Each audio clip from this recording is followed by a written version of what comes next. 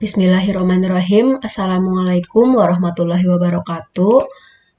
Di sini saya akan menjelaskan materi boolean model information retrieval atau biasa disingkat BMIR untuk memenuhi ujian akhir semester mata kuliah temu balik informasi.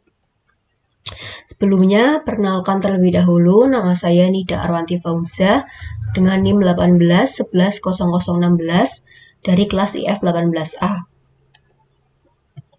Nah, yang pertama-tama saya akan menjelaskan pengertiannya terlebih dahulu. Boolean Model Information Retrieval atau BMIR merupakan suatu teknik temu balik informasi yang bekerja dengan memeriksa ada atau tidaknya kata atau query yang dicari oleh pengguna pada dokumen-dokumen yang tersedia. BMIR tidak melakukan perhitungan pembobotan kata sama sekali, sehingga di dalamnya sangat minim operasi matematika kompleks. BMIR pada dasarnya memiliki prinsip mesin pencarian, dan pada BMIR terdapat 2 inputan dan 1 output. Nah, di sini saya akan menjelaskan konsep dasar BMIR. Di sini ada mesin BMIR ya. Nah, mesin BMIR ini akan mendapat inputan, yaitu yang pertama ada query pencarian hidden kasus ya, dari si pengguna diinputkan ke mesin BMIR. Nah, yang kedua, inputan yang kedua itu ada dokumen-dokumen headline kasus. Lalu outputnya akan menjadi list dokumen headline kasus yang sesuai dengan query. Nah, terdapat 2 inputan, yaitu query pencarian yang dimasukkan oleh pengguna ya. Ini query pencarian yang dimasukkan oleh pengguna, itu masih mentah. Nah, yang kedua itu ada dokumen-dokumen headline kasus. BMIR tidak bisa melakukan pencarian tanpa data yang dimiliki, sehingga BMIR melakukan crawling data dari berbagai sumber. Dokumen-dokumen masih bersifat mentah dan belum bisa langsung diolah. Selanjutnya yaitu ada proses BMIR. Nah, pada BMIR ini ada 2 inputan ya, yaitu pra-pengolahan query dan pra-pengolahan dokumen-dokumen. Nah, pra-pengolahan dokumen ini memiliki proses meliputi 7 langkah pra-pengolahan teks, yaitu yang pertama ada scaffolding, yang kedua ada numbers removing, yang ketiga ada punctuation removal, yang keempat ada white space removal, yang kelima ada tokenization, yang keenam ada stop words removal, dan yang terakhir yang ketujuh yaitu ada stemming. Pra-pengolahan query ini hanya memiliki 5 langkah saja. Langkah yang dihilangkan yaitu ada yang pertama punctuation removal, yaitu akan menghapus tanda tutup buka dan tutup kurung. Padahal tanda tutup buka dan tutup kurung itu sangat berarti. Yang kedua ada stop words removal. Not, and, dan or akan dihapus, padahal sangat berarti di BMIR ya. Karena not, and, dan or itu adalah operator boolean. Nah, pada pra-pengolahan query itu akan dimasukkan inputan, yaitu dari query dari pengguna ya, yaitu Karawangkal or siswa. Kemudian Karawangkal or siswa ini diolah ya, diproses, hasilnya akan menjadi Karawangkal or siswa.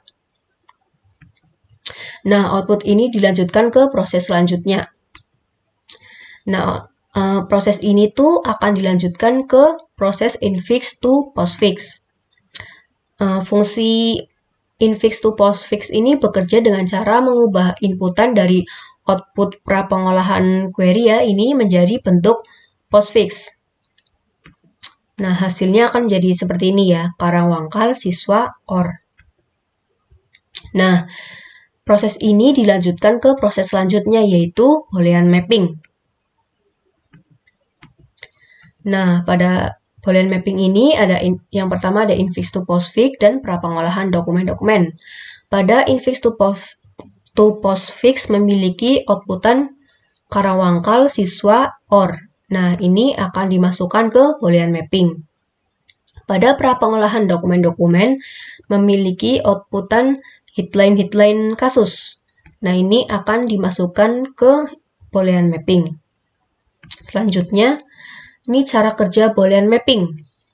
Nah, ini ada query ya, yang tadi yang sudah di postfix, yang sudah menjadi bentuk postfix, yaitu ada Karawangkal, siswa, or. Nah, ini ada headline kasus. Nah, Boolean mapping akan mengecek ada atau tidaknya kata dari query pencarian pada masing-masing headline. Nah, ini ya, kata dari query pencarian itu ada pada headline ini atau enggak. Nah, proses mappingnya yaitu kita lihat headline 0, yaitu kita lihat ya, Karawangkal ada di headline 0 atau tidak. Ada ya, maka bernilai true. Kemudian kita lihat siswa ada di headline 0 atau tidak. Ada, maka bernilai true. Lalu, or-nya kita masukkan saja. Kemudian ada headline 1. Kita lihat Karawangkal ada di headline 1 atau tidak. Tidak, maka bernilai false. Kemudian siswa ada di headline 1 atau tidak. Tidak, maka bernilai false. Lalu or-nya kita masukkan. Kemudian di headline 2, Karawangkal ada di headline 2 atau tidak? Tidak, berarti bernilai false. Kemudian siswa ada di headline 2 atau tidak? Ada ya, berarti bernilai true. Lalu or-nya kita masukkan. Nah, sehingga skema Boolean mapping menjadi seperti ini. Ini ya, tadi infix to postfix memiliki output Karawangkal, siswa, or dimasukkan ke Boolean mapping.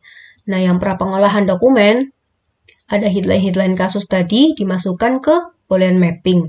Maka hasilnya akan menjadi seperti ini ya, yang tadi. Selanjutnya, pada Boolean mapping ini memiliki outputan seperti ini, kemudian akan diproses ke selanjutnya, yaitu evaluasi Boolean. Nah, evaluasi Boolean ini memiliki tujuan bagaimana caranya statement output dari Boolean mapping hanya jadi true atau false, atau hanya ada satu jawaban saja. Maka akan seperti ini ya. Kita lanjut. Nah, yang dilakukan oleh evaluasi Boolean yaitu langkah-langkahnya. Jika yang ditemui operator Boolean, maka catat posisi. Jika operator not, maka cukup lihat satu nilai di sebelahnya. Jika selain not, and atau or, maka lihat dua nilai di sebelah kirinya. Nah, ini tadi ada headline ya yang sudah di evaluasi Boolean. Mari kita ini ya, headline 0. Nah, ini ada apa? Kita masukkan variabel baru ya, out query. Ini out query ya. Kita lihat apakah true berupa operator Boolean? Bukan. Lalu kita lanjut. Apakah true berupa operator Boolean? Bukan. Lalu kita lanjut. Apakah or berupa operator Boolean? Iya. Maka kita lihat. Catat posisinya. Ini di indeks berapa ya? Coba kita lihat. Ini 0, 1, 2. Berarti or indeks 2. Nah, kemudian kita lihat operator Boolean ini bernilai not atau bukan? Bukan. Maka lihat dua nilai di sebelah kirinya. Ini ya. Maka kita orkan. True or true. Maka hasilnya akan menjadi true. Nah, maka headline 0 yang sekarang itu bernilai true. Kita lanjut yang headline 1 out query ya. False ini berupa operator Boolean atau bukan? Bukan. Kita lanjut lagi. False berupa operator Boolean atau bukan? Bukan. Lalu kita lanjut lagi. Or itu berupa operator Boolean atau bukan? Iya. Or itu merupakan operator Boolean. Lalu kita lihat indeksnya. Indeksnya 2 ya. Lalu operator Boolean ini berupa not atau bukan? Bukan. maka lihat dua nilai di sebelah kirinya. Kita akan OR-kan, false or false. Maka hasilnya false. Maka headline 1 yang sekarang bernilai false. Nah, selanjutnya headline 2, old query-nya ya. False itu berupa operator boolean bukan? Bukan. Lalu lanjut, true itu berupa operator boolean bukan? Bukan. Lalu lanjut, or itu berupa operator boolean atau bukan? Iya. Maka kita lihat indeksnya. Indeksnya 2 ya. Maka kita lihat operator boolean itu berupa not bukan? Bukan. Maka lihat dua nilai di sebelah kirinya. Ini ya. Maka kita akan OR-kan. False or true. Maka hasilnya akan true. Maka headline 2 yang sekarang bernilai true.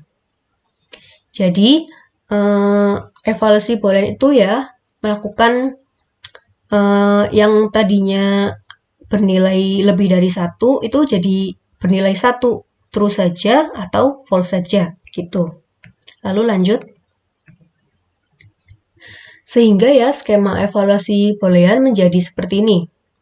Boolean mapping memiliki headline seperti ini. Selanjutnya dievaluasi boolean kan hasilnya akan menjadi seperti ini gitu. Jadi yang tadinya bernilai lebih dari 1 setelah dievaluasi boolean maka bernilai menjadi 1 saja. Jadi hanya ada 1 jawaban saja. Lalu lanjut. Pada evaluasi boolean ini memiliki output seperti ini ya. Lalu akan ke proses selanjutnya yaitu tampilkan hasil. Nah, tampilkan hasil ini adalah proses yang terakhir. Nah, cara kerjanya lihat satu persatu dari masing-masing headline.